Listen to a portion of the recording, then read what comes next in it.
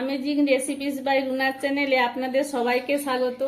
আজকে আমি আপনাদেরকে চারাপোনা হালকা ঝোল কিভাবে রান্না হয় সেই রেসিপিটি আজকে দেখাবো। মানে এই গরমের জন্য লাউ ডাঁটা, পেঁপে, আলু, টমেটো এবং চারাপোনা দিয়ে একটা পাতলা ঝোল রান্না করলে খেতেও খুব ভালো লাগে আর শরীরও খুব সুস্থ থাকে।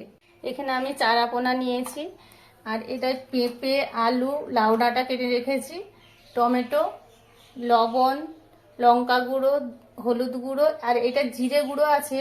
আমি এখানে ধনে গুঁড়ো ব্যবহার করব না, মাছের ঝোলে শুধু জিরে গুঁড়োই দেব।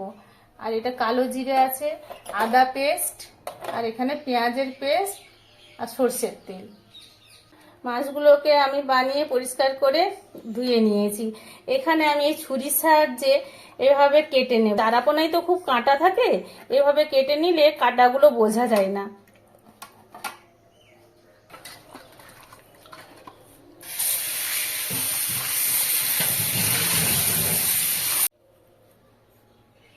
মাছটা আমি ভেজে নেব, সেই জন্য লবণ আর হলুদ গুঁড়ো দিয়ে দিলাম।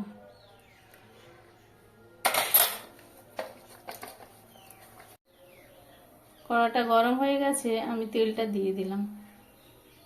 তেলটা গরম হয়ে গেছে, আমি মাছগুলোকে দিয়ে দেব।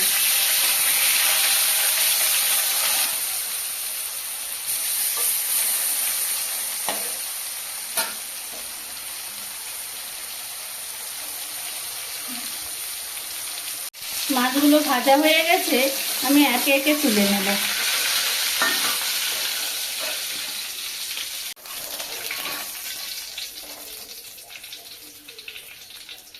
এই তেলে আমি কালো জিরেটা দিয়ে দেব, পেঁয়াজের পেস্ট দিয়ে দিলাম। এখন যা গরম পড়েছে, বেশি তেল মশলা খাওয়া যাবে না, খুব মানে কম তেল কম মশলার উপরে আমাদেরকে এখন রান্না করতে হবে। আদার পেস্টটা দিয়ে দেব। এখানে আমি রসুন ব্যবহার করব না।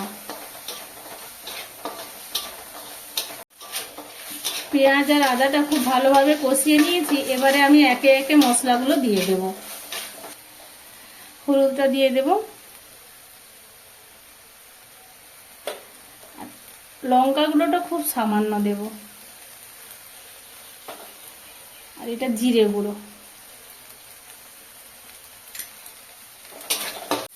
একটু সামান্য জল দিয়ে মশলাটাকে আবারও ভালোভাবে কষিয়ে নেব।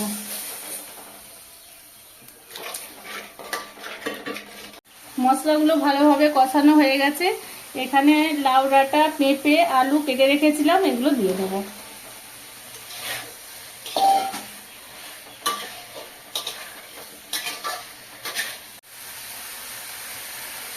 লবণটা দিয়ে ভালোভাবে কষিয়ে নেব।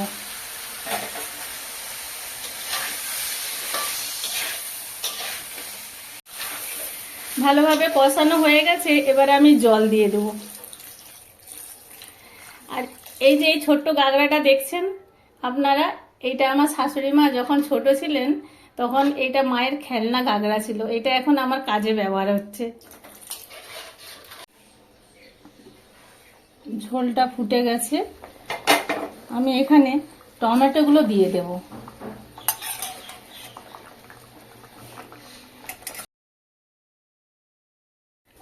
ঢাকাটা লাগিয়ে দেব,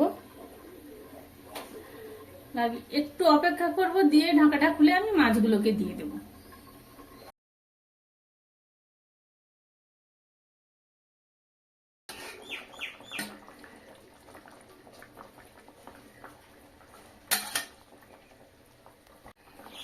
দিয়ে ভালোভাবে ফুটিয়ে নেব।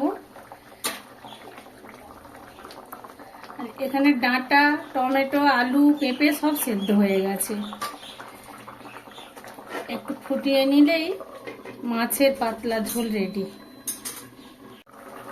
ফুটে গেছে এখানে ভালোভাবে, এবারে আমি ওভেনটা বন্ধ করে দেব। চারা মাছের পাতলা ঝোল একদম রেডি। এই রেসিপিটি যদি আপনাদের ভালো লেগে থাকে তাহলে প্লিজ একটি লাইক করবেন। এরকম আরো নতুন নতুন ভিডিওর জন্য আমার চ্যানেলটিকে সাবস্ক্রাইব করবেন। সবাই ভালো থাকুন, সুস্থ থাকুন, ধন্যবাদ।